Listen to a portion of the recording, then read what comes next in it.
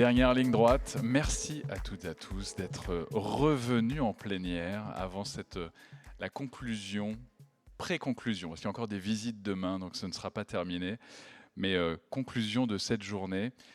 Journée que nous avons voulu conclure autour d'une thématique qui va être une thématique clé, une thématique majeure, à savoir la valeur ajoutée apportée par les compétences.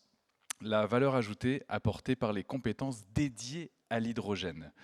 Maintenir une recherche d'excellence pour améliorer les technologies existantes, innover pour consolider le leadership à la française, à l'européenne, et renforcer le lien entre recherche et industrie pour pérenniser, et on l'a dit, une filière qu'on dit naissante, qui a déjà quelques années quand même dans les jambes, mais qui doit encore se renforcer, qui doit expérimenter et qui doit former les esprits et les ingénieurs, mais pas que, c'est ce qu'on va voir aujourd'hui, de demain.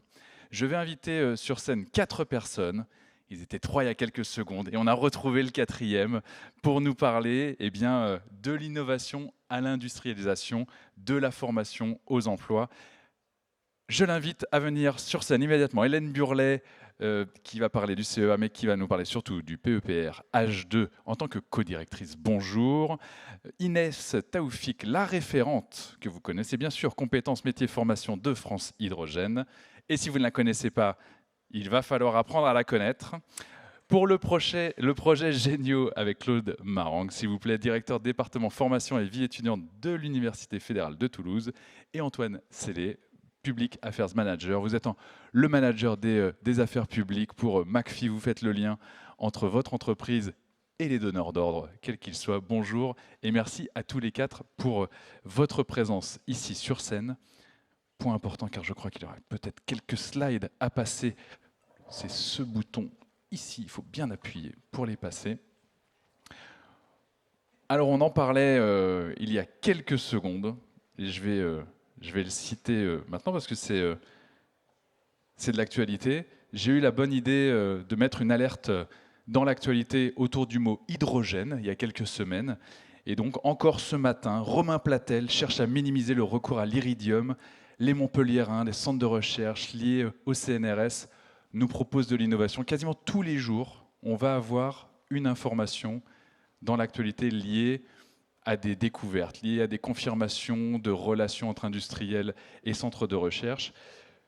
Madame Hélène Burlet, bonjour et merci de nous rejoindre. Vous participez avec le programme et équipement prioritaire de recherche, le PEPR, on va en parler, à cette préparation des cerveaux de demain, à cette préparation aussi autour de ce qui peut être fait et peut-être de ce qui ne peut pas être fait autour de l'hydrogène.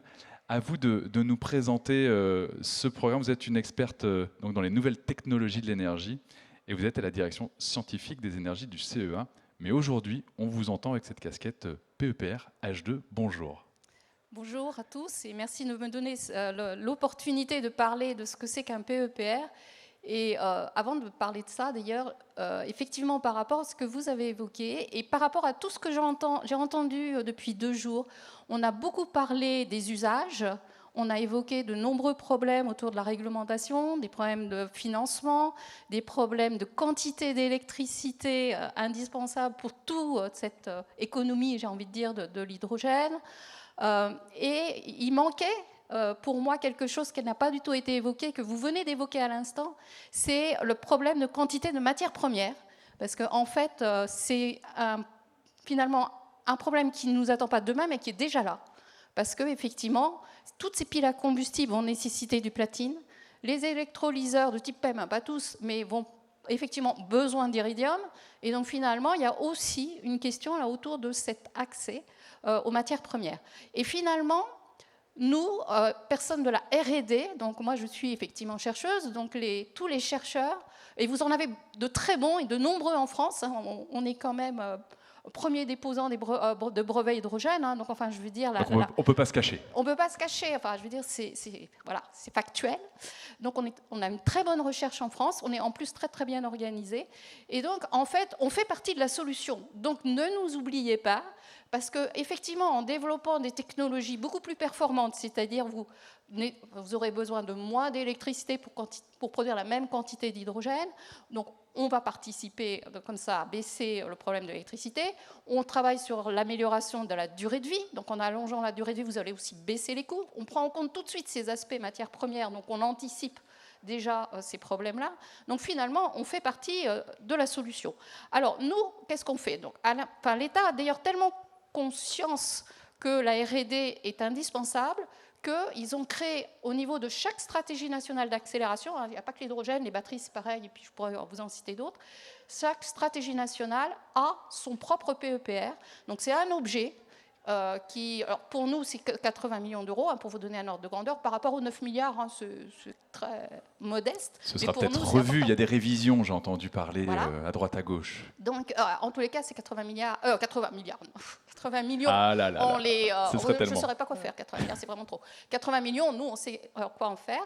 Donc voilà, donc en fait, cet argent-là, il va au laboratoire de recherche public français. Et en fait, on fait de la R&D au niveau TRL 1 à 4. Donc on améliore les connaissances. Hein, donc on peut faire des sujets relativement amont. Par exemple, on fait de la production d'hydrogène par photoélectrocatalyse, qui est quand même assez amont.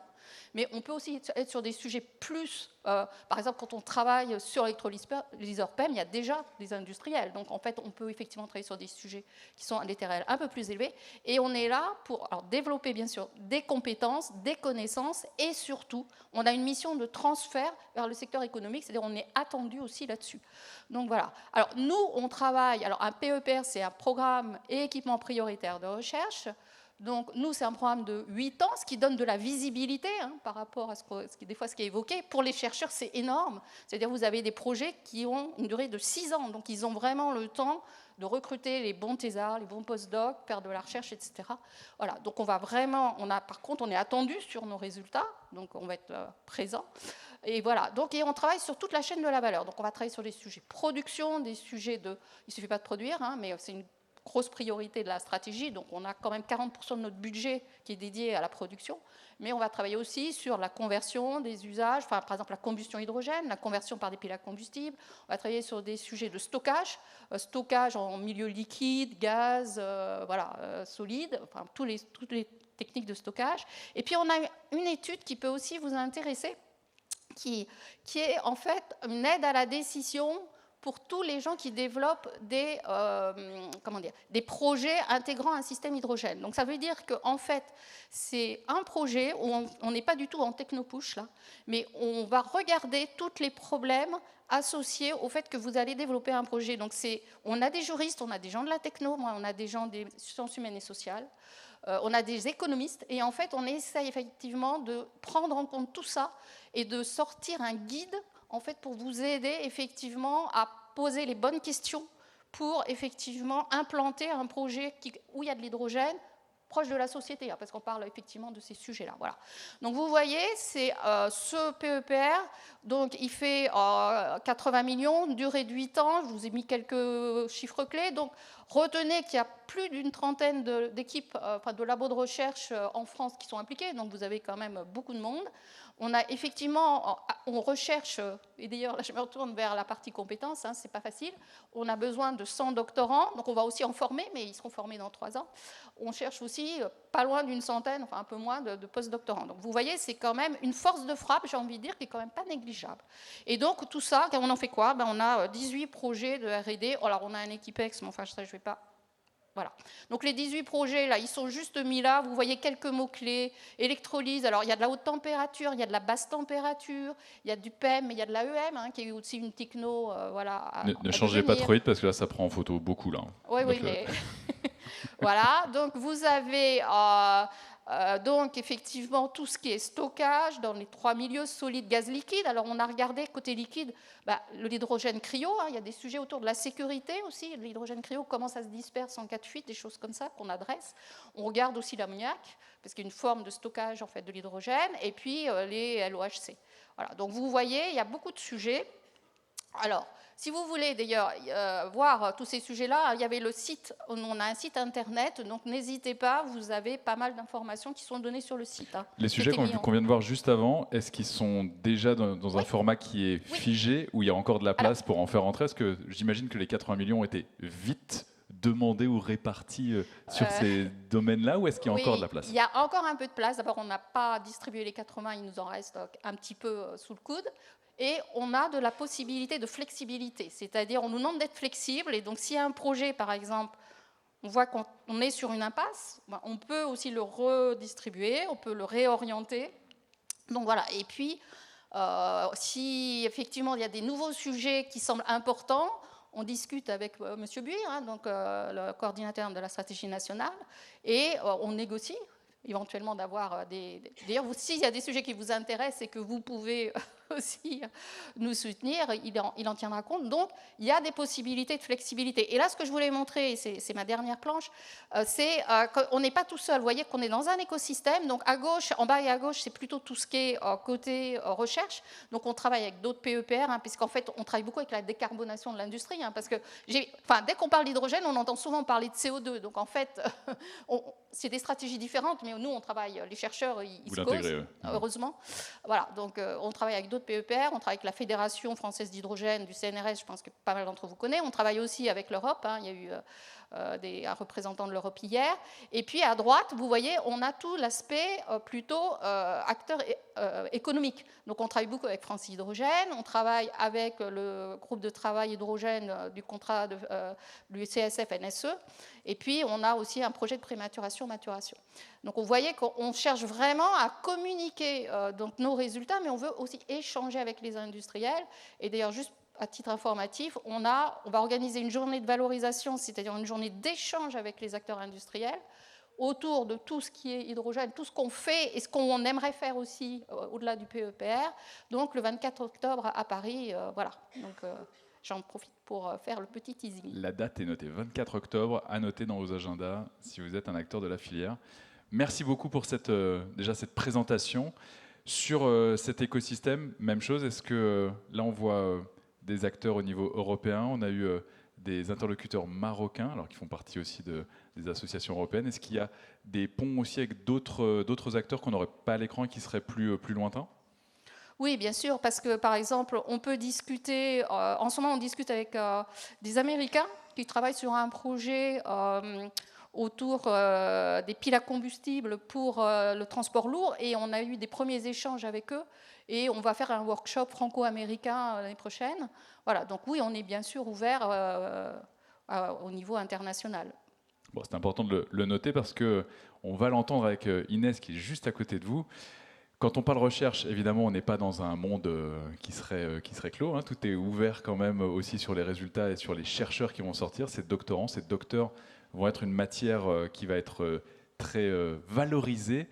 Inès, vous allez parler du projet Défi, donc ce que ça représente, mais vous êtes la personne, compétence formation de France Hydrogène, celle que l'on doit connaître parce que ces problématiques vont être prégnantes dans les prochains mois.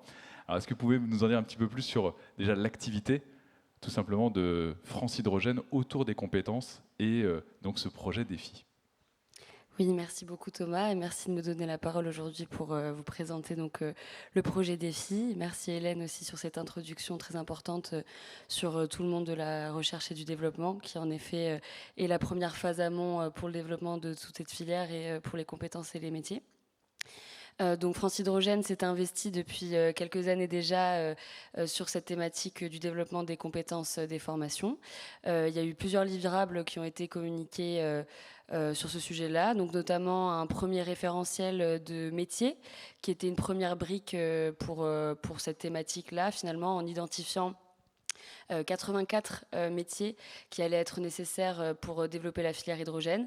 Donc on parle de métiers, voilà, comme Hélène l'évoquait, dans la recherche et développement, puis ensuite dans les phases d'ingénierie, pour la distribution, la logistique, le stockage, et jusque dans la chaîne aval aussi, donc tout ce qui est exploitation, maintenance, qui finalement, on le voit avec les études que je vous présenterai plus tard avec Défi, mais qui représentera la majorité finalement des besoins en emploi de demain. Donc voilà ce premier référentiel qui a posé une première brique et qui a permis aussi d'identifier que ce sont des métiers qui existent déjà aujourd'hui.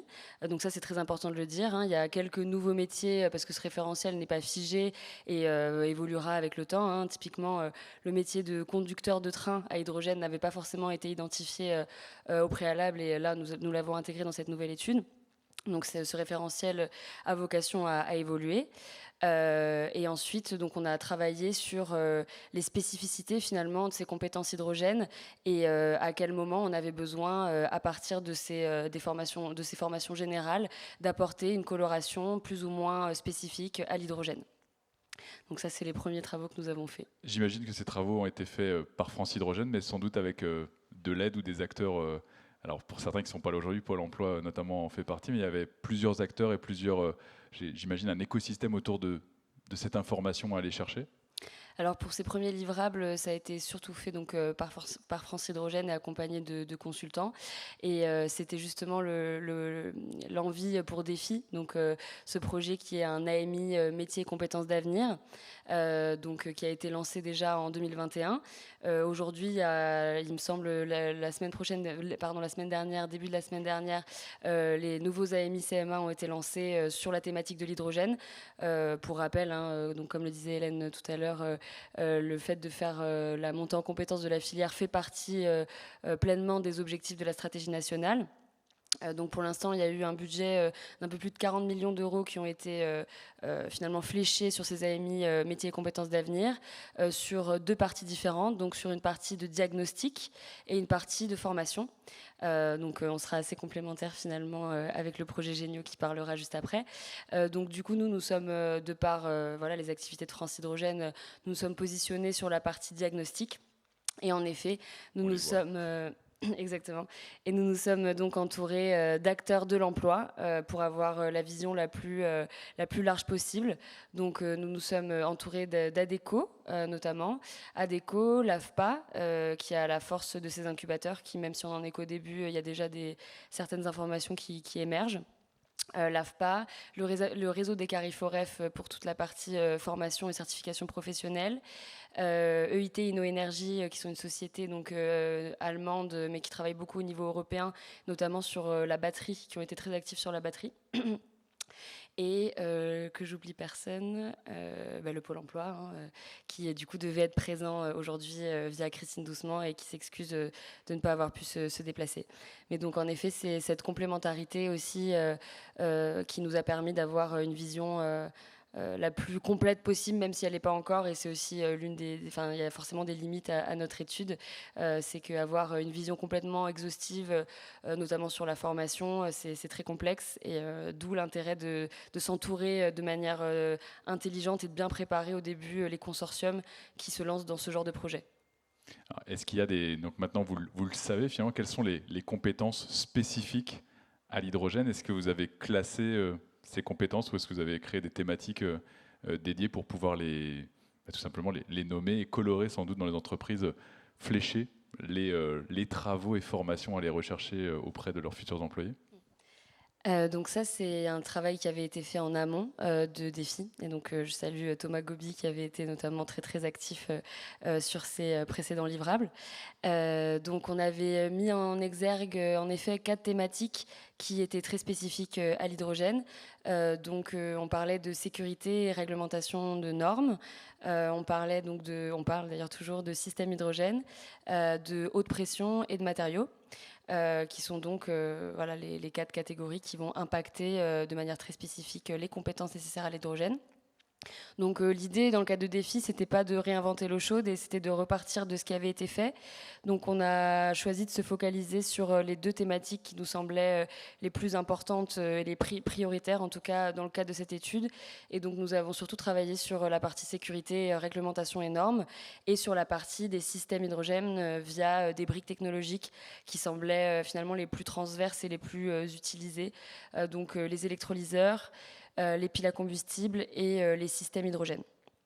Donc voilà, cette étude, dans tous les cas, n'est pas exhaustive et on a dû faire des choix à certains moments. Mais en tout cas, c'est un bon début et ça nous a donné une bonne vision. Sachant que je vous ai parlé du consortium initial. On s'est aussi entouré d'une cinquantaine d'adhérents de France Hydrogène, autant des industriels que des centres de formation qui nous ont permis vraiment finalement d'apporter tout le contenu, parce que c'est vraiment entre les mains des industriels que pour l'instant c'est toute cette information, toutes ces compétences techniques et tout ce savoir-là finalement. Et on peut saluer la mutualisation finalement et la solidarité de tous les acteurs pour faire partager ces informations-là. Dans un autre contexte, je discutais avec le DRH d'Ariane Group qui me disait qu'il oblige certains de ses directeurs et managers à aller dans les écoles, à prendre des postes d'intervenants très spécifiques, sur des filières bien spécifiques pour évidemment apporter des compétences aux jeunes qu'ils rencontrent, mais aussi faire la claque pour Ariane Group et dire il faut venir chez nous, il ne faut pas hésiter à postuler. Est-ce que c'est une des voies qui est choisie ou qui est peut-être encouragée par des filles auprès des acteurs et membres de France Hydrogène ? Alors en tout cas, cette question de l'attractivité, elle est primordiale et c'était aussi un des axes de défi. Donc sur cette partie attractivité, on a mis en place notamment des vidéos qu'on a été tournées chez des industriels. Donc on remercie d'ailleurs, et c'est peut-être un petit message aussi, n'hésitez pas à nous ouvrir vos portes pour qu'on puisse venir et filmer finalement vos activités, parce que c'est vrai que l'industrie, c'est pas un scoop, mais manque d'attractivité et est mal connue finalement. Les métiers de l'industrie ont beaucoup évolué et c'est très important aujourd'hui de pouvoir montrer la diversité des métiers qui la composent et de montrer des vrais gestes métiers, d'avoir des personnes, donc vous parliez d'ambassadeurs, donc des ambassadeurs passionnés finalement qui communiquent, sachant que la filière a aussi un avantage finalement, c'est qu'aujourd'hui on parle de sens. Les jeunes et les moins jeunes cherchent du travail qui a du sens, du sens, je pense que c'est très bien résumé.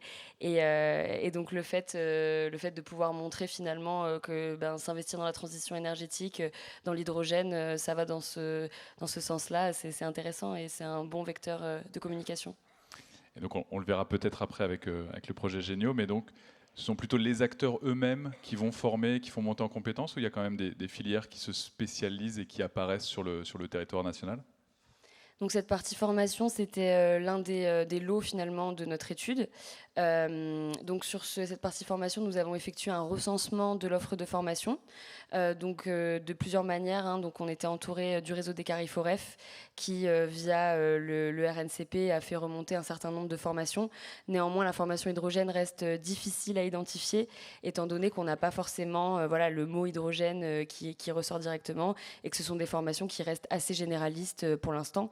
Des formations hydrogène assez classiques finalement, des formations d'ingénieurs énergie de manière assez générale. Et donc on a complété finalement cette analyse par la remontée des acteurs directement qui nous ont fait parce qu'il y a énormément de recensements finalement qui sont faits déjà sur les territoires au niveau régional. Donc nous, dans notre rôle de coordinateur, on a réussi à faire remonter toute cette information-là. Et on arrive là à la levée des résultats à peu près 225 formations qui ont été recensées. Et donc on a classifié ces formations entre des formations cœur hydrogène.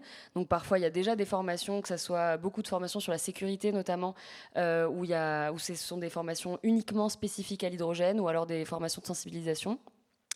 Et sinon, on a aussi répertorié les formations connexes où de plus en plus, en effet, il y a des masters qui incluent des spécialisations hydrogène en tant qu'option dans les masters énergie, par exemple.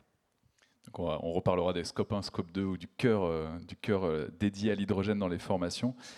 Quelle est la suite alors à donner à cette étude ?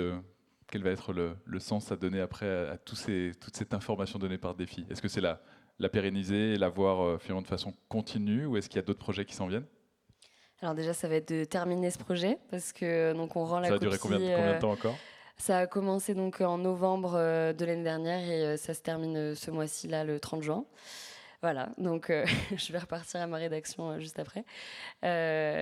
Donc voilà, déjà finaliser tout ce projet-là finalement qui sera validé par la Caisse des dépôts.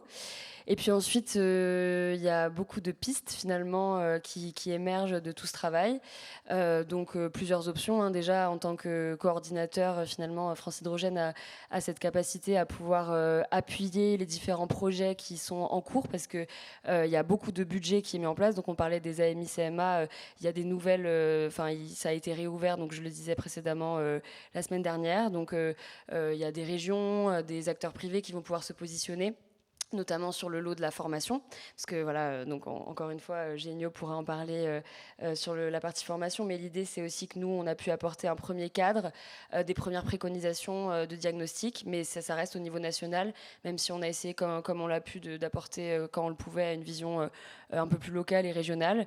Néanmoins, voilà, il y a tous ces AMI, CMA sur lesquels il faut se positionner, il faut proposer de l'offre de formation. Nous, l'idée aussi, c'est qu'on puisse coordonner pour éviter les doublons, parce que c'est vrai qu'on peut un peu se lancer bien en tête, mais l'idée de ce diagnostic, c'était aussi de préparer le terrain.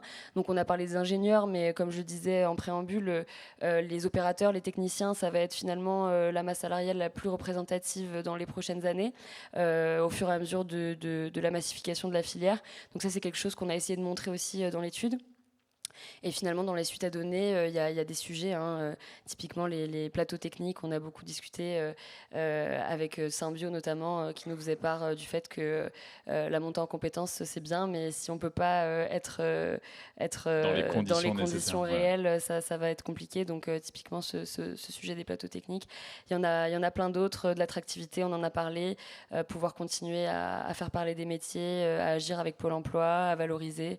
Voilà, il y a énormément de choses et dans tous les cas, on a un groupe de travail emploi, formation, compétences chez France Hydrogène. Donc, si vous ne l'êtes pas encore, je vous invite à le rejoindre et on pourra discuter tous ensemble des suites qu'on a envie de donner à cette thématique qui est, ma foi, fort importante. Merci beaucoup. Alors, on a entendu le mot massification. Je vais vous laisser, Inès, donner la télécommande à Claude. On va parler du projet Génio, mais dans Génio, il y a surtout une région, l'Occitanie. Et l'Occitanie, quand on entend massification ou filière et demande des filières, il y a pas mal de compétitions sur les filières qui nécessitent, alors pas que des ingénieurs, mais les techniciens, qui nécessitent des opérateurs, notamment, et pour le savoir, dans l'aéronautique, le spatial, le BTP. Enfin, vous êtes pris dans un étau où la massification, elle est intense. Comment, cher Claude, le projet Génio arrive à sortir finalement ou à se différencier pour arriver à des résultats autour de la formation, grâce justement à des outils qui viennent de l'université ou qui sont liés à l'université? Alors, Génio, c'est parti, donc l'a dit Inès, de l'appel à projet France 2030 sur l'AMI compétences et métiers d'avenir. Donc nous, on a été lauréat de la première vague, on a déposé en février 2022 peut-être. Donc c'est un projet qui est né en fait de la, on va dire, volonté de la région de Occitanie. Alors je crois que Carole Delga a fait un grand discours hier sur les ambitions de l'Occitanie. Elle les a portées, on l'a entendu. Je me doute. Et donc bon, effectivement, Génio est quand même né de ça aussi, de la volonté de l'Occitanie de faire de l'hydrogène une filière vraiment attractive au même titre que le spatial ou que l'aéronautique. Et donc on a travaillé main à la main avec la région, avec le rectorat, avec l'ensemble des acteurs universitaires de l'Occitanie pour répondre à ces besoins de compétences que la filière va avoir. On a un certain nombre d'entreprises qui s'installent en Occitanie. Je citerai que GNVA à Béziers qui a besoin de 800 ou 900 personnes dans les 2 ans qui viennent. Donc on a besoin d'un certain nombre de former des acteurs dans cette filière-là. Donc on s'est appuyé sur Génio sur 2 diagnostics. Alors ce qu'a évoqué Inès, des documents de France Hydrogène qui avaient été publiés sur les besoins en compétences, et ADO, qui est une agence de la région, avait fait une enquête spécifique à l'Occitanie qui avait montré, c'est les chiffres qui sont à l'écran, que les besoins, ils étaient quand même beaucoup au niveau opérateur, au niveau technicien, et à une moindre mesure au niveau ingénieur et master. Donc on parle beaucoup d'ingénieur et master, mais les besoins, ils sont quand même majoritairement sur opérateurs et techniciens. C'est pour ça que dans le consortium Génio, on a mis autour de la table l'ensemble des acteurs, y compris le rectorat, parce que, vous le verrez, dans Génio, on va du bac pro au bac plus 8. Donc on couvre l'ensemble de la gamme de formations possibles dans nos établissements. Donc ça, c'était un des enjeux forts de Génio. Alors si je passe un peu, donc ce qui veut dire que Génio, c'est 26 partenaires, beaucoup d'établissements d'enseignement supérieur et de recherche, donc que ce soit l'université, que ce soit les écoles, le rectorat pour couvrir l'ensemble des lycées de la région, mais aussi les BTS, mais aussi les bacs pro, etc. Pas mal de campus des métiers, des qualifications, les collectivités, les entreprises, les campus de formation, etc. On a vraiment mis autour de la table l'écosystème, qu'il soit aussi en termes de formation publique ou privée. On a essayé vraiment d'embarquer tout le monde. Le but du jeu, donc, c'est d'accompagner les acteurs de la filière. Ce qu'avait montré aussi l'étude ad hoc, c'est que, grosso modo, dans les besoins, il y avait 50% de formation initiale, donc de nouveaux emplois, mais il y avait 50% aussi de cadres ou de salariés dans les entreprises à former. Donc il y a aussi ce double enjeu d'être capable de former à la fois des étudiants et de nouveaux étudiants, mais aussi de former les salariés en poste à ces contraintes hydrogène.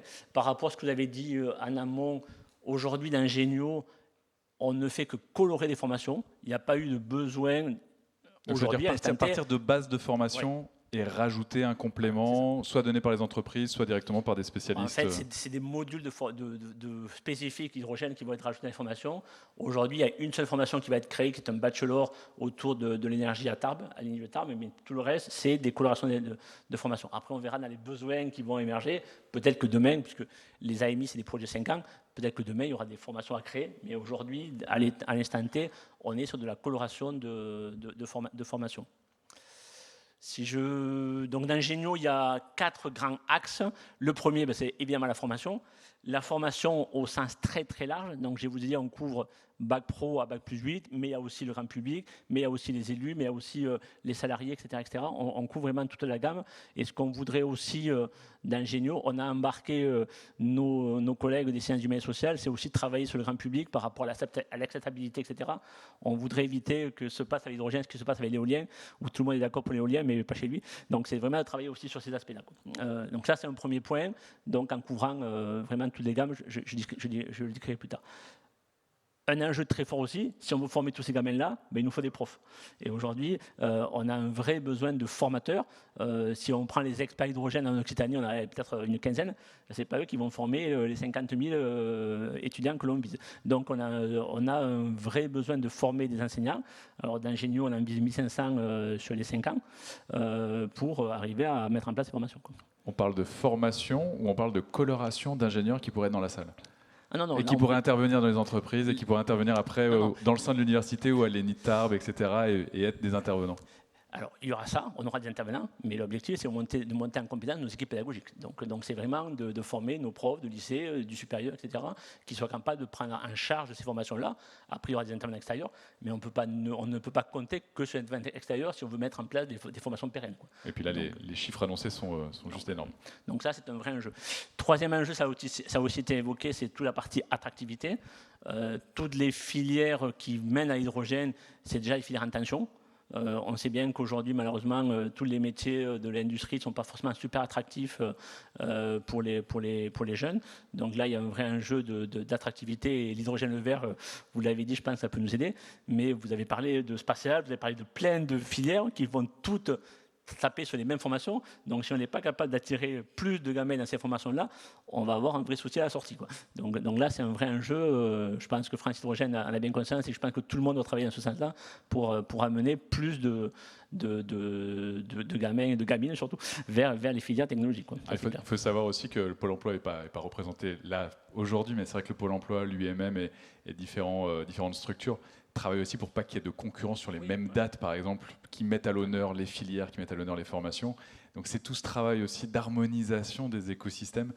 Sur le papier, ça paraît quand même être un travail très compliqué, parce que les acteurs aussi, membres finalement d'entreprise, font des événements. Et donc tout vient, finalement, l'offre sort de partout pour ces jeunes qu'il faut aller chercher, ou moins jeunes, qu'il faut aller chercher de façon massive, quand on voit les chiffres. C'est un des enjeux de Génio, de coordonner tout ça. Les lycées, les proviseurs, ils sont submergés de demandes. Si on ne coordonne pas tout ça, effectivement, on va rentrer dans d'avoir une concurrence entre les filières qui serait débile, de dire le spatial c'est mieux que l'hydrogène, l'hydrogène c'est mieux que... Bon, franchement, si on rentre là-dedans, on se trompe d'enjeu. Donc il faut vraiment qu'on arrive à coordonner tout ça pour qu'on arrive à proposer et à travailler avec les lycées pour faire entrer davantage le monde industriel dans les lycées, mais en coordonnant ça et pas en rentrant dans une bataille de chiffonnier, ma filière elle est meilleure que la tienne, quoi. Donc ça c'est un vrai enjeu. Et le dernier point de Géniaux, c'est aussi la suite de défis, hein, c'est de suivre les besoins en compétences des industriels. Donc on va mettre en place au niveau de la région Occitanie un observatoire pour voir aujourd'hui, bon, on a une idée des compétences à 2-3 ans, dans 4 ans, dans 5 ans, comment vont évoluer les besoins, et donc en fonction des besoins, comment on fait évoluer nous aussi nos formations pour répondre à ces besoins-là, quoi. Il y a un vrai enjeu que Géniaux soit un projet dynamique à l'écoute des besoins des industriels pour qu'on soit réactif par rapport à ça, quoi. Donc là, je vous ai mis quelques chiffres, mais bon, je vais passer vite. Donc sur le camembert de gauche, vous avez en pourcentage à peu près les formations qu'on vise. Vous voyez, 11% de CAP, 27% de bac pro, 24% de BTS, 24% de licence, 15% d'ingénieurs. Donc vous voyez, on couvre vraiment l'ensemble de la gamme. Et à droite, vous avez la montée en chiffres. Si tout va bien, en 2017, on formerait autour de entre 15 et 20 000 gamins chaque année en Occitanie sur l'hydrogène. Alors former, ça veut dire sensibiliser, mais ça veut dire aussi former, puisqu'on a différents niveaux d'expertise. On va aller de la sensibilisation à l'expert en fonction des diplômes et des besoins, quoi. Donc voilà, là vous avez les 5 niveaux d'expertise qu'on a définis. Vous avez à gauche les contenus des formations qu'on évoque, qu'on envisage. Bon, tout ça, c'est sur notre site, donc si vous avez besoin, vous y reviendrez ou vous revenez vers nous, mais je ne vais pas les détailler aujourd'hui, mais bon, voilà, on a essayé de regarder tous les besoins qu'ont les entreprises et de mettre en place ces modules-là. Un des objectifs pour nous importants, c'est de mettre en place des formations. Alors, on va essayer de travailler le plus en hybride possible pour pouvoir mutualiser un maximum de choses.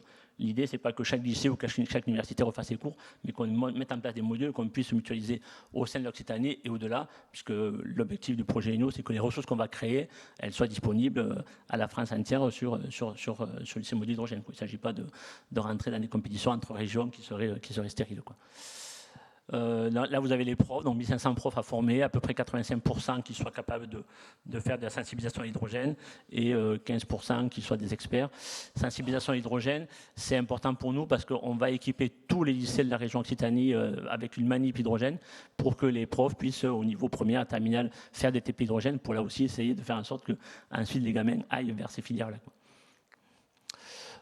Attractivité, donc là il y a plein d'actions au niveau des différents publics pour attirer ça. On va faire, ce qu'a dit Inès, des vidéos d'entreprise pour essayer de montrer les différents métiers. Il va y avoir des hackathons et on va essayer de développer les Corail à Albi pour que ça soit une course de référence hydrogène. Bon, voilà. Il y a un certain nombre d'actions que l'on va essayer de monter en puissance pour rendre l'hydrogène plus visible auprès de tout le monde. Et pour finir l'observatoire, on va travailler avec l'UMM et avec la région Occitanie pour suivre, et avec France Hydrogène en région, etc., pour suivre les besoins en compétences des entreprises et essayer comme ça d'être réactif. Je ne l'ai pas dit, Géniaux, c'est un projet donc France 2030, 16,5 millions d'euros de subventions de l'État, 30 millions d'euros au total sur les 5 ans sur la partie formation qui vont être mises en place par les différents établissements. Un fort soutien de la région apporte 2,5 millions. Et vous avez parlé de TP, on va développer sur quelques sites à Toulouse, à Tarbes, à Béziers, des grands halls de TP avec des manifs forte puissance et ensuite des manifs faible puissance dans les lycées, quoi. Voilà, merci. Merci beaucoup. Donc il faudra le voir pour le croire. En tout cas, c'est la logique et le partager. Je l'ai entendu. Et donc ça, ceux qui ne sont pas d'Occitanie l'auront noté. Donc les travaux Géniaux seront en open membre France Hydrogène et au-delà. Donc c'est vraiment à noter. Alors, si on a besoin de tout ça, et mon dernier intervenant le sait bien, Antoine Sellé, vous êtes responsable des affaires publiques pour McPhy, c'est que y a des gens comme vous. Il y a des gens comme vous qui arrivent. Vous allez arriver et bam, 400, 500 personnes qu'il va falloir recruter.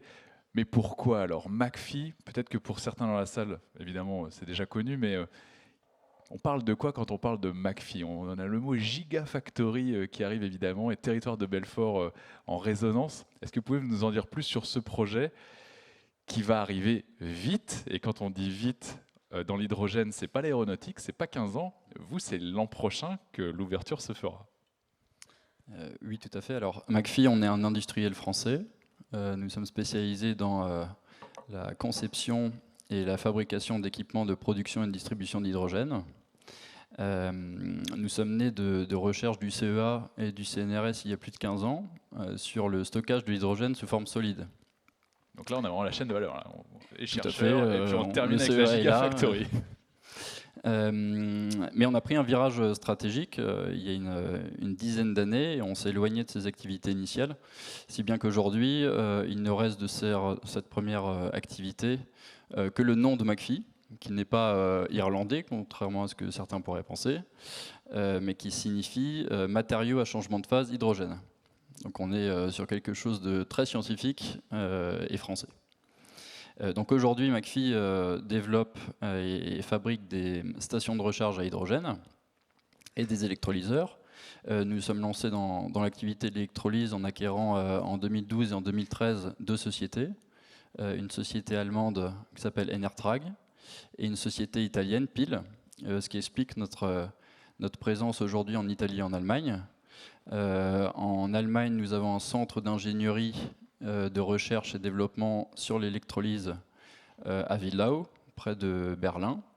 Et en Italie, nous avons une usine de production d'électrolyseurs d'une capacité de 300 MW à San Miniato, près de Florence. Mais nous sommes surtout une société française. Notre siège social est à Grenoble. La moitié de nos effectifs sont en France. Et à Grenoble, nous avons une usine de production de stations de recharge qui a une capacité de 150 stations par an. Donc aujourd'hui, on est toujours une PME, mais en très forte croissance. Et pour vous donner une indication, aujourd'hui, nous sommes environ 230 employés. Au 1er janvier, nous étions 205. 2 ans plus tôt, en 2020, nous étions 100. On est tout à fait dans cette très forte croissance. Exactement. Donc on a doublé nos effectifs en 2 ans et on va continuer de recruter dans nos pays de présence, en Allemagne, en Italie et en France, et notamment à Belfort, où nous construisons la première gigafactory d'électrolyseurs de France, et dont je vais vous parler tout à l'heure, et qui aura besoin de 450 personnes pour fonctionner à pleine charge. 450 personnes, c'est 2 fois les effectifs que nous avons actuellement, donc c'est un défi considérable. Pour compléter le tableau sur McPhy, quelques mots sur l'écosystème actionnarial et associatif de notre entreprise. Donc parmi nos principaux actionnaires figurent EDF et la BPI, qui sont rentrés au capital et sont présents au conseil d'administration. Ils sont rentrés au capital respectivement en 2018 et en 2012. Nous avons aussi parmi nos actionnaires importants et qui sont également représentés au conseil d'administration Chart, qui est un leader spécialiste de la liquéfaction d'hydrogène aux États-Unis et qui équipe notamment la NASA. Et nous avons Technip, qui est un EPC et qui a dès lors des activités complémentaires aux nôtres. Et puis un dernier point sur McPhy, notre participation aux associations, je le cite parce que c'est quelque chose qui est important pour nous, de nous impliquer, de participer à cet effort collectif de développement de l'hydrogène et de faire avancer nos sujets collectivement. Nous sommes membres de France Hydrogène. Un des fondateurs de McPhy et dirigeant, Pascal Mauberger, a longtemps été président de l'association. Nous sommes à l'Hydrogène Europe, à l'Hydrogène Council.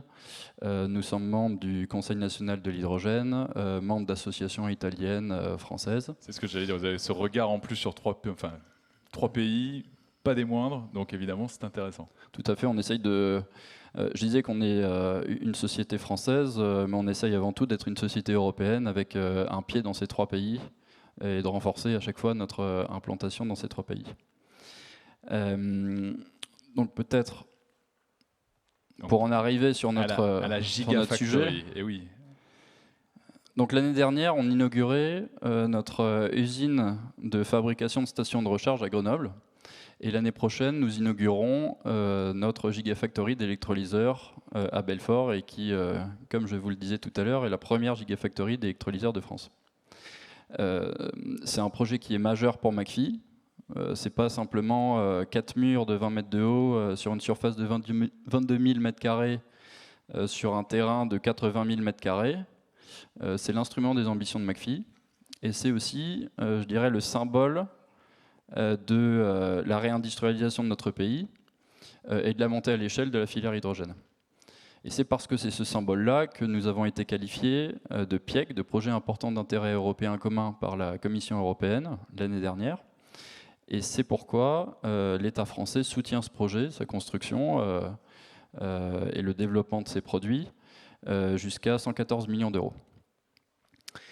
Et pour vous montrer, je dirais, la priorité que nous donnons à cette Gigafactory, la priorité que donnent également les autorités, il suffit de regarder le calendrier de mise en place du projet.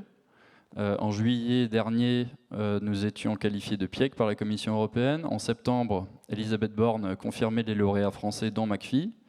En fin d'année dernière, nous commencions la construction de la Gigafactory.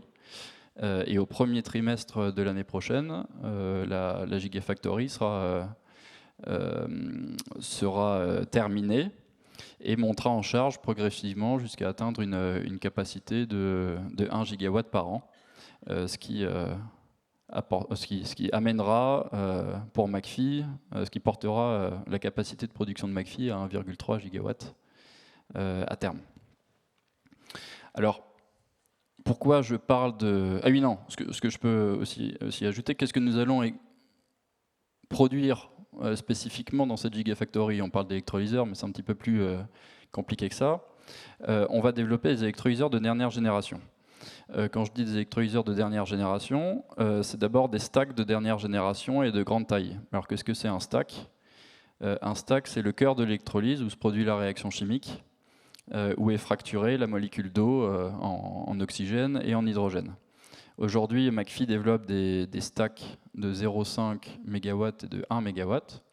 Et demain, dans le cadre de notre Gigafactory, nous allons produire des stacks de 4 MW. Donc on quadruple la puissance de ces stacks-là. Ça va nous permettre, en plus de quadrupler, je dirais, la puissance de ces stacks, ils répondront à des standards de sécurité et d'efficacité supérieure. Et surtout, ils nous permettront de participer à des grands projets, aux grands projets dont on a besoin, notamment pour décarboner l'industrie. Donc ça, c'est le premier plan. Ces stacks-là, pour terminer, on va les produire de manière automatisée et on en produira une unité quotidiennement. Et puis nous allons développer également des EPU, des Electrolyzer Process Unit, de grande taille et de dernière génération. Alors qu'est-ce que c'est qu'un EPU? C'est, je dirais, un des éléments centraux des grandes plateformes d'électrolyse. Et de même, nous allons les produire de manière industrielle et automatisée. Et on en produira une unité par semaine. Voilà. Donc pourquoi je voulais vous parler de cette Gigafactory pour illustrer la valeur ajoutée de nos projets dans les territoires. Pas très simplement parce qu'en plus de répondre à des enjeux nationaux, européens, de décarbonation, de souveraineté énergétique, cette Gigafactory est un levier de développement régional et local. Donc d'abord, nous allons créer des emplois. Nous allons créer 450 emplois, McPhy, lorsque l'usine sera à pleine charge.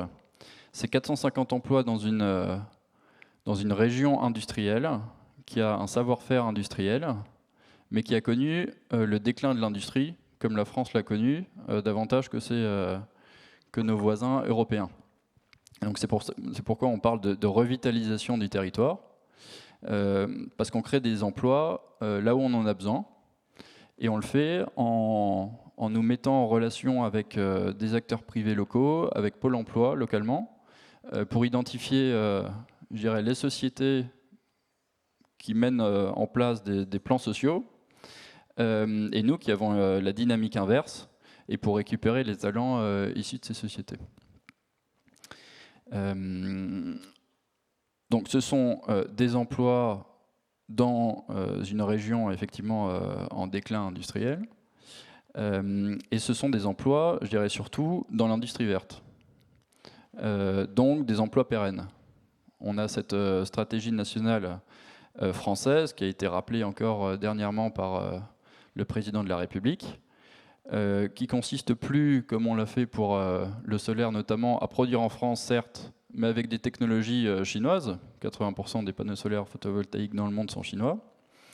L'idée, c'est de produire en France de l'hydrogène avec des technologies qui sont françaises ou européennes.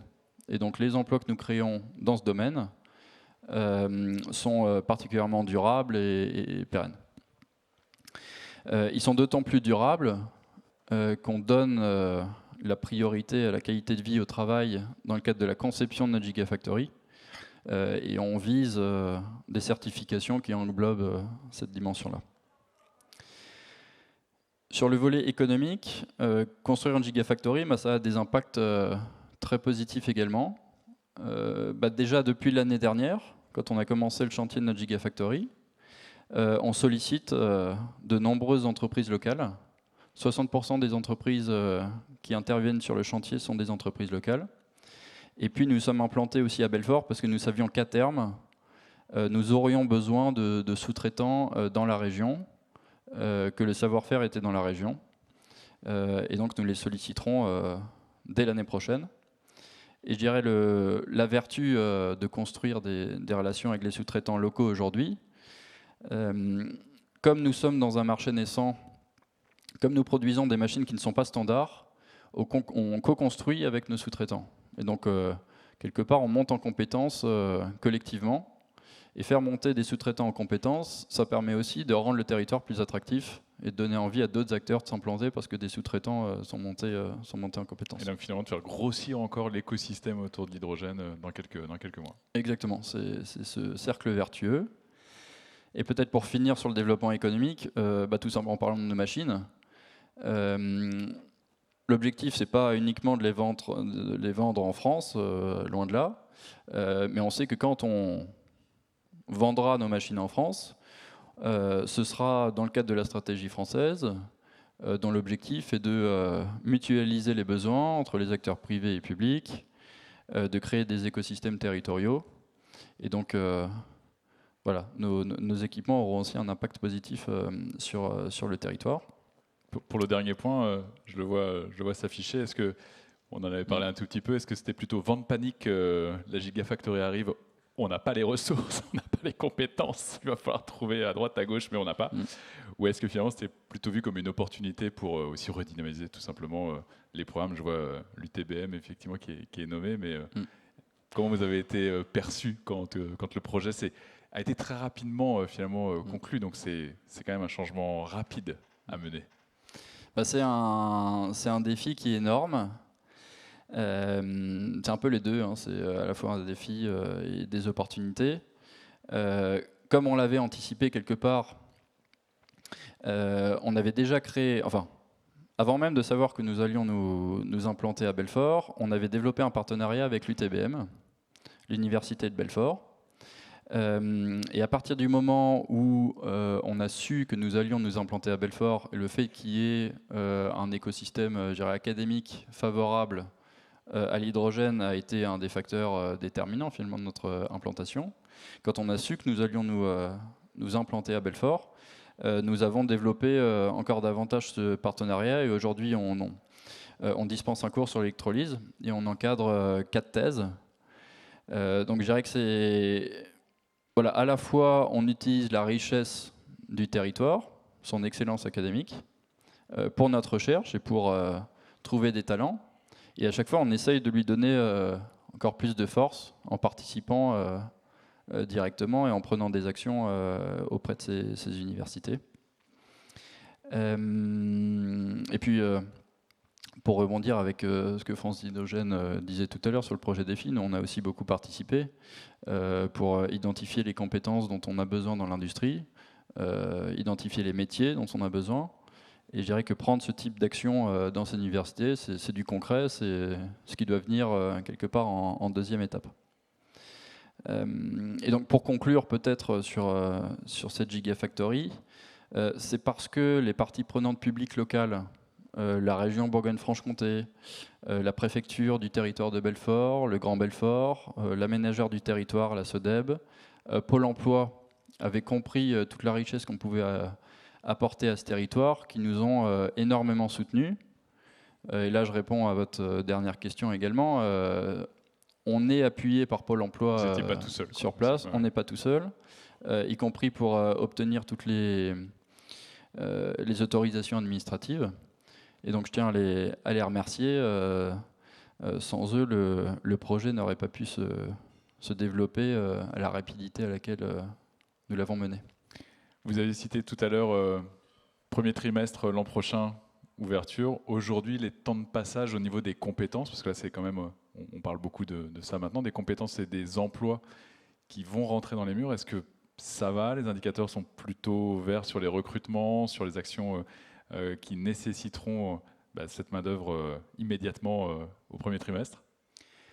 On s'est fixé des objectifs intermédiaires de recrutement. On commence déjà à recruter pour la Gigafactory. Pour l'instant, c'est marginal. Hein. On est loin des 450 emplois, mais on prépare le terrain. Pour l'instant, pas d'alarme, mais on sait qu'il y aura ce défi-là. Après ces 450 emplois, le rythme d'atteinte finalement de la charge, de la pleine charge de la Gigafactory, ça va dépendre de la demande.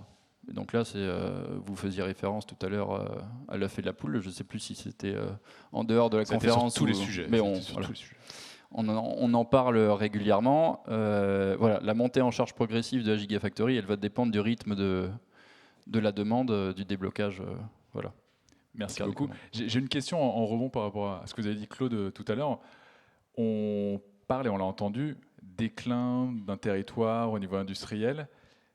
Donc ça veut dire qu'en Occitanie, il n'y aura pas McPhy avant un certain temps, ou parce qu'il y a déjà tellement de projets dans tellement... Là, c'est pas une poule, un œuf, c'est des poules, des œufs, dans plein de secteurs, et donc il y a ce besoin en compétences qui pourrait être problématique, ou il ne faut pas le voir comme ça, il faut le voir comme un défi aussi, comme annoncé par votre voisin. Pour moi, c'est plus qu'un défi, ça va être un vrai enjeu, parce que encore une fois, il y a plein de secteurs qui vont demander des emplois dans le domaine technique et en France 2030, il y a le nucléaire, il y a le spatial, il y a l'avion bas carbone, il y a l'hydrogène, etc. Et ça, c'est toutes les mêmes filières. Et en plus, on a un second défi, si vous regardez la démographie, les années qui viennent, on a de moins en moins de gamins. Si vous regardez au collège en France, actuellement, il y a 430 000 collégiens de moins qu'aujourd'hui. Donc, on va avoir pénurie d'étudiants et des besoins en plus. Donc, il va falloir se battre pour les attirer, quoi. Ça, c'est vrai. Mais c'est un vrai enjeu, hein, ça, c'est sûr. Un mot, Inès? Oui, merci, parce que cet enjeu, en effet, fait partie intégrante de notre étude de défi. Et c'est notamment le rôle de Pôle emploi, hein, comme vous l'avez souligné, qui travaille énormément sur ce sujet des passerelles mobilité. Et c'était l'une des observations qu'on a pu faire, c'est que finalement, l'idée de partir sur des industries ou en tout cas des secteurs d'activité qui décroissent pour aller vers des nouveaux secteurs, c'est quelque chose qui est vraiment travaillé par Pôle emploi. Et aujourd'hui, les deux industries qui sont les plus en décroissance et qui, en même temps, auraient le plus de similitudes en termes de compétences, donc transférabilité de compétences qui permettrait de pouvoir rapidement intégrer la filière, c'est l'industrie automobile. Notamment, et tout ce qui est pétrole et gaz, qui est forcément a une transition à entamer, et donc elle est toute faite finalement avec notre gaz décarboné qui est l'hydrogène. Merci. Hélène Burlet, une question sur les cerveaux. Est-ce qu'au niveau recherche, les chercheurs, les futurs, les doctorants, est-ce qu'ils sont au rendez-vous? Est-ce qu'il est facile d'en trouver en France, ou est-ce que vous allez les chercher aussi ailleurs, parce que il faut absolument qu'on ait ce nombre de personnes qui se mettent en action pour l'hydrogène au niveau de la recherche? Alors, j'ai envie de dire, on a plus de mal sur les post-doctorants que sur les chercheurs. Parce que les post-doctorants, ils sont attirés déjà par les gigafacs, tout ça. Enfin, eux, ils ont déjà leur diplôme, donc voilà. Par contre, au niveau doctorant, c'est assez contrasté. On en trouve, parce qu'en plus, on a beaucoup de personnel chez nous qui donnent des masters. Donc, en fait, on a déjà un accès, j'ai envie de dire, voilà. Par contre, il n'y en a pas tant que ça quand même. Et en fait, on est sur des sujets stratégiques, donc on n'a pas le droit aussi de prendre des chercheurs de n'importe quelle nationalité. Enfin, on est obligé quand même de faire, il y a un peu des enquêtes, hein, puisqu'on est souvent sur des aides RR, enfin des zones à accès restrictif. Donc voilà, donc on peut pas faire n'importe quoi. Donc c'est pas si facile que ça. Voilà, mais oui, c'est aussi un sujet. C'est plus critique sur les post-doctorants que sur les doctorants, en fait. Donc on l'entend dans vos discours et dans vos interventions. Les enjeux sont là, les défis sont là, les challenges sont à relever. Ça tombe bien, vous n'êtes pas tout seul, et on l'a entendu aujourd'hui, hier, on l'entendra aussi demain lors des visites, pour ceux qui font les visites sur le territoire. La filière se structure, elle avance, elle accélère, les acteurs sont là pour l'accompagner. On vous remercie pour vos 4 interventions. Merci à tous les 4 pour ce que vous avez partagé autour de ces compétences et des développements, notamment au niveau de la recherche, et après des réalisations sur le terrain qui en découlent. Merci à tous les 4. Je vous laisse reprendre vos places et on vous applaudit. Merci beaucoup.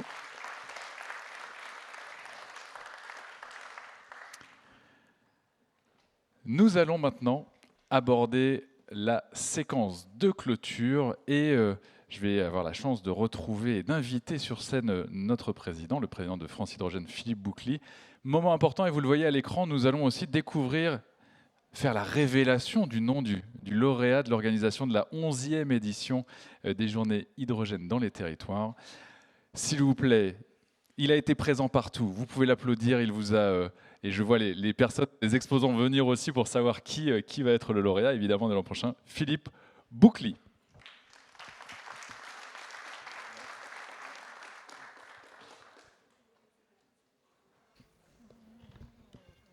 Bien, bonsoir. Oui, on arrive au terme de ces 2 journées. C'est pas fini, hein. Demain, il y a encore des visites, et des visites très intéressantes. Je crois qu'on a parlé de beaucoup de choses. Ça a été l'objet d'échanges sur les usages, la décarbonation de l'industrie, les carburants. Ça, c'est un sujet qui va encore nous occuper quelque temps. Les carburants de synthèse, avec les contraintes sur la biomasse et sur l'électricité, la formation aujourd'hui. L'hydrogène naturel, avec ce qui a fait un peu le buzz là, ces derniers jours. Alors on a vu les contraintes qui pesaient sur ce développement de l'hydrogène et de ses dérivés. On a vu également les opportunités que ça pouvait offrir. Et alors il y a des sujets qu'on n'a pas forcément vus, enfin, en particulier le moteur à combustion interne. Je n'ai pas vu grand-chose sur le moteur à combustion interne, ce qui peut être aussi dans une phase transitoire quelque chose d'intéressant pour autant que le combustible est propre. Enfin bon. Alors, je rappelle le sujet de ces journées, c'était « Joignons nos énergies au-delà des frontières ». Et alors, on a eu donc 2 régions. Donc, on a franchi les frontières d'une région, au moins. Donc, 2 régions. Il y avait des invités de l'Aragon. Donc, là, on a franchi les frontières nationales. Il y avait également, moi personnellement, j'ai rencontré des représentants des associations même leur président, du Brésil, de Tunisie. Enfin, Tunisie, c'est embryonnaire, ça monte. Et puis du Maroc. Donc, je pense que là aussi, l'objectif a été atteint pour, disons, aller au-delà des frontières, s'ouvrir, et plus général. Ils sont en retard, là.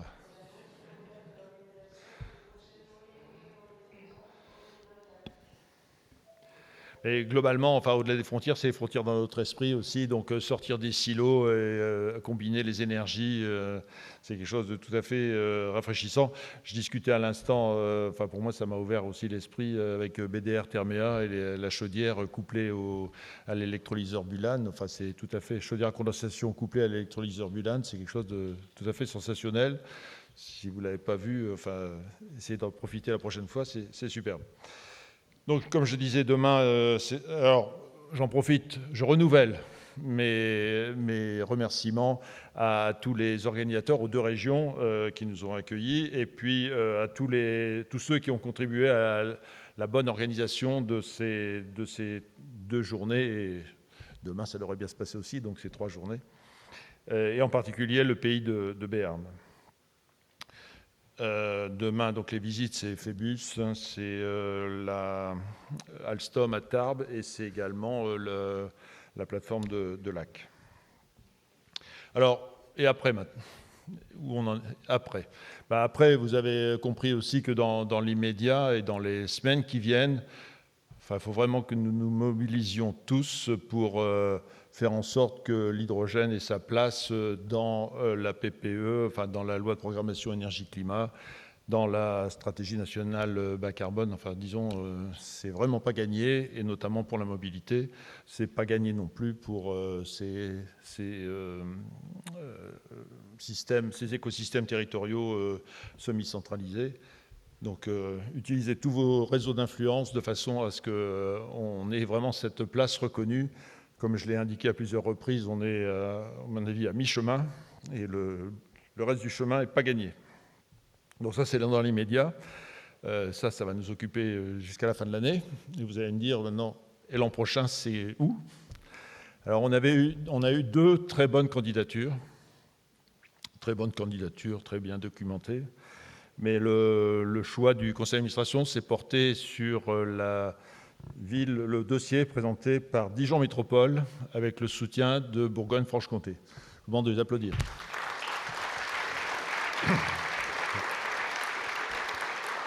Donc, je vous donne rendez-vous l'an prochain à Dijon.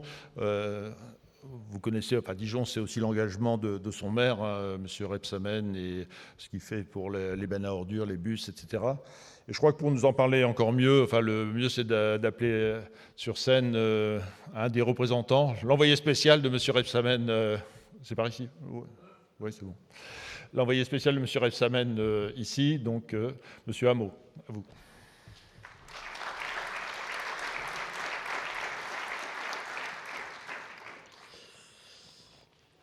Bien, écoutez, Monsieur le Président, merci.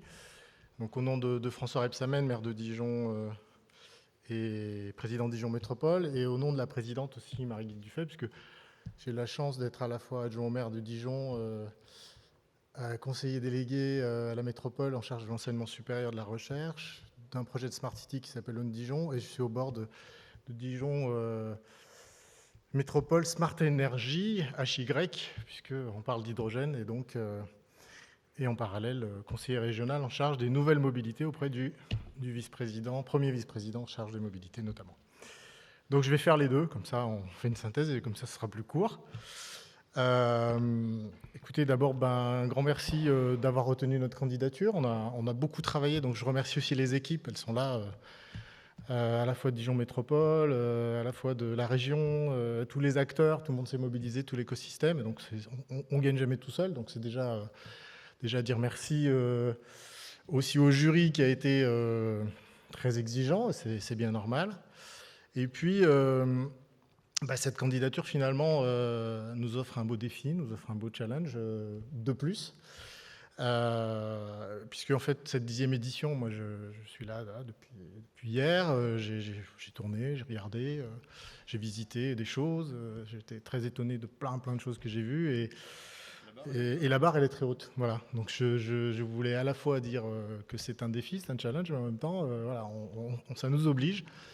On a beaucoup travaillé pour dire ce qu'on allait faire. Maintenant, il va falloir qu'on le réalise et qu'on ne soit pas déceptif. Donc ça, vous avez mis à Pau la barre très haut et tant mieux. Et donc, on va poursuivre dans cette foulée qui est importante, à la fois par la réalité de la mobilité hydrogène sur ce beau territoire, parce qu'à Pau, ça marche. Donc, moi, j'ai pu le voir. Et donc, on n'est pas en train d'imaginer quelque chose et juste de raconter une histoire. Donc, ça fonctionne. C'est des éléments qui sont probants. Par la richesse de l'écosystème de cette région aussi, puisqu'on a vu, moi j'ai vu beaucoup de choses, et donc là aussi, ça nous oblige, nous tous, au sein de la région Bourgogne-Franche-Comté, à travailler plus dans la coopération, à être beaucoup plus dans l'écoute les uns des autres. Et puis, tout ce que j'ai vu, parce que finalement, petit à petit, c'est la 10e édition, mais petit à petit, ce que je vois, c'est qu'en fait, il y a de plus en plus de stands, il y a de plus en plus de propositions innovantes. Et donc c'est encourageant, même s'il faut poursuivre le lobbying, comme vous le disiez, Président, puisque tout ça n'est pas gagné. On est dans des affaires qui, selon comment la règle bascule d'un côté ou de l'autre, on peut être assez vite freiné, donc il faut qu'on soit à la manœuvre. Par aussi la qualité de votre accueil, parce qu'ici c'est un lieu formidable, qui est très agréable, on a eu une météo qui est capricieuse, mais ça, c'est comme ça. On m'avait promis les montagnes, je ne les ai pas vues, donc je reviendrai. Et par la gastronomie aussi, qui est un élément important de convivialité. Oui, mais c'est ce qui fait la France et son charme. Toutes ces régions, elles ont vraiment du talent dans ces domaines-là, qualité de l'accueil et gastronomie. Donc le projet de Dijon, avec les acteurs de DMSE, c'est 100 millions d'euros, dont 20% sur des stations industrielles qu'on vous montrera. Et puis 80% sur 4 Bernardines ménagères pour commencer, 16 bus pour commencer aussi. Et puis en 2026, ce sera 22 Bernardines ménagères et 60 bus. C'est la ligne d'horizon qu'on se fixe, qui est très ambitieuse et donc qu'on vous montrera en 2024. Cet écosystème, il est aussi régional, donc j'insiste, parce que c'est pas que Dijon. Il y a eu, du temps de Jean-Pierre Chevènement, c'est déjà 99, il a eu cette vision sur Belfort, et donc il y a un labo à Belfort qui est très important. Montbéliard, on a Besançon, on a de la recherche partout, on a Dole qui est à la manœuvre, on a Mâcon, on a Auxerre et Nevers où il y a des projets. Donc à nous de vous emmener en 2024 voir ces beaux projets. Et puis évidemment, écoutez, moi je peux que vous souhaiter à toutes et à tous la bienvenue en 2024, à peu près à cette période. On n'a pas encore défini la date, tout ça doit se travailler. Et donc, comme je disais, ça nous oblige et donc on va étoffer notre travail là-dessus. Et en attendant, écoutez, moi je vous invite en sortant, pour ceux qui pourront, parce que je sais que vous avez aussi des contraintes d'agenda les uns les autres, à aller vers le stand d'Inti, le numéro 4, il est inratable. Et donc on commencera à vous proposer quelques produits sympathiques, parce que nous aussi, la convivialité, on aime ça. Je vous remercie de votre attention. Voilà.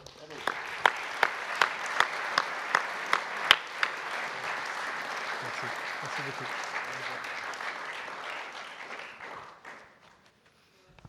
Bien, il ne me reste plus qu'à vous souhaiter donc une bonne fin de journée, de bonnes visites demain pour ceux qui restent aux visites, et puis peut-être honorer l'invitation de M. Hameau pour ceux qui le souhaitent et qui peuvent. Je pense qu'on ne sera pas déçus. Bonne soirée. Merci.